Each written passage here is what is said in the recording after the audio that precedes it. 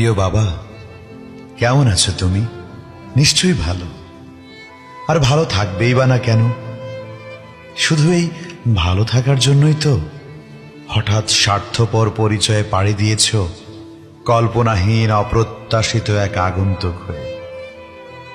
আচ্ছা বাবা, এখনো কি তোমার সেই মাথা ভর্তি টেনশন আর হৃদয় ভরা ভাবনাগুলো ভাবায়? এখনো কি তুমি হঠাৎ উচ্চ রক্তচাপে মাথায় পানি ঢালতে বলো?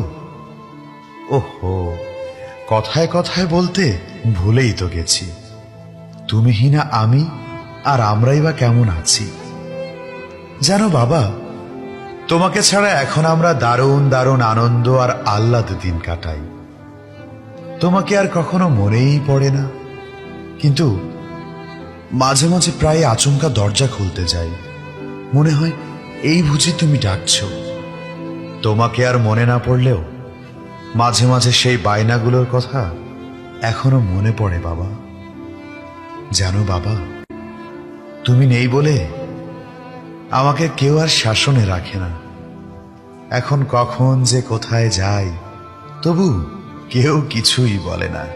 তুমি নেই বলে প্রিয় পিচ্চিটার অদ্ভুত সব আবদার অপূর্ণতার বেড়াজালে বেড় পাকিয়ে ভীষণ নীরব থাকে এখন।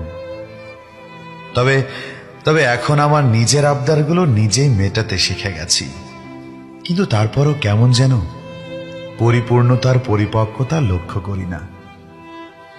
ছোটবেলায় হতভাগী প্রিয় মায়ের কাছে শুনেছিলাম বাবা মানে নাকি বিশাল বাহু মেলানো এক বড্ড বড় বটবৃক্ষ।